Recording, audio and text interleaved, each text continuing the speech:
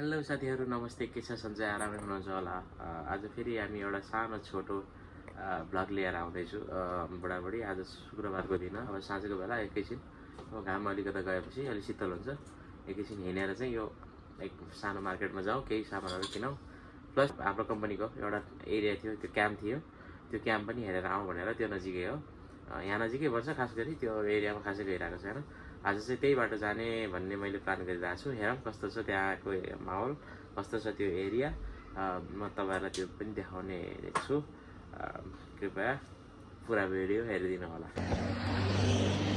ल साथीहरू, हामी चाहिँ हिँड्दैछु। बाटो यस्तो कच्ची बाटो छ, कच्ची बाटोमा चाहिँ गिचड हिँड्दै हिँडेछु।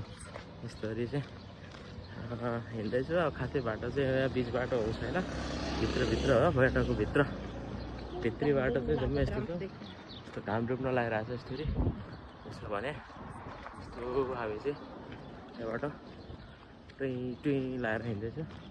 यो चाहिँ यहाँ छ यस्तो भनेपछि फेरि हामी यहाँबाट यो बाटोबाट जाने, सट्ट उता गएपछि त्यो हाम्रो क्याम्प चाहिँ त्यहाँ छ, त्यो देखाउने छु म तपाईँहरूलाई है त।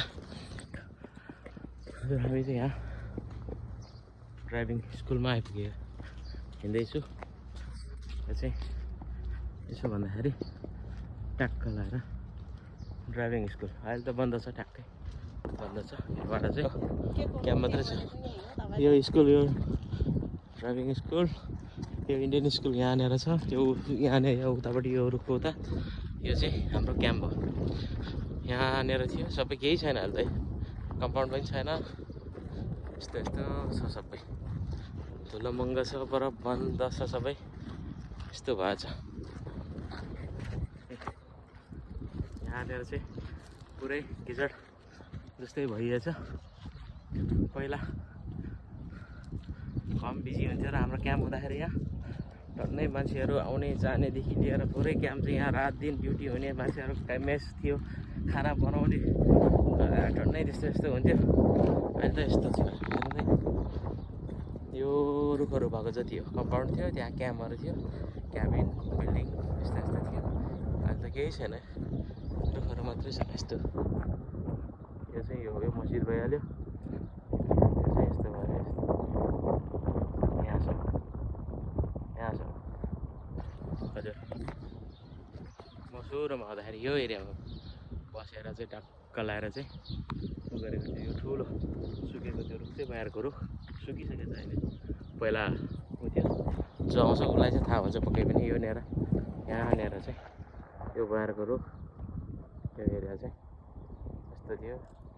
मस्जिद यहाँनिर छ भने चाहिँ यस्तो छ। A few moments later. यो ओभरको ब्रिज, यहाँ यस्तो ब्रिज बनेको छ अहिले चाहिँ, पहिला यस्तो थिएन। अहिले चाहिँ पुरा ठुलो यस्तो ब्रिज बनेर यस्तो छ। यो पछाडिको ओभरको बाटो, यो चाहिँ अहिले गरेर त्यो सामान लिएर ट्याक्क हामी चाहिँ घरतिर हिँड्दैछु। यस्तै छ है त।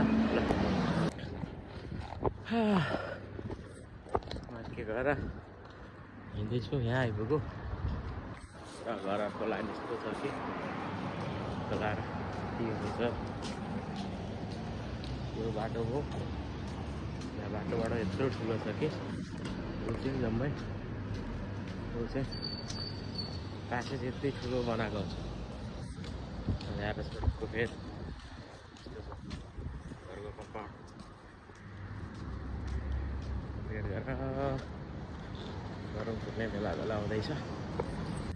हामी आइपुग्यो, यहाँनिर छ यो राउन्डअबाउट पारिपट्टि हाम्रो घर। यो चाहिँ राउन्डअबाउट हो। अब हामी राउन्डअबाउटमा आइपुग्यो, त्यो राउन्डअबाउटमा आइपुग्यो यस्तो छ। यो हामी रोकाउला एकछिन, यहाँ गाडी आउँदैछ, हामी बाटो तर्नुपर्छ, बारी तरेर टक्क त्यहाँ चाहिँ हामी घर। यहाँ चाहिँ यस्तो छ,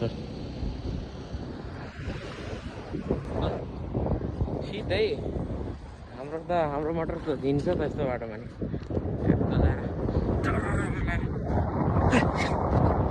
यस्तो गङ्गटा चाहिँ चौरमा कुटाउनलाई कुट्नलाई क्या मजा आउँछ। सो त्यसैले खास यहाँ भिडियो आजलाई यति नै गर्छु।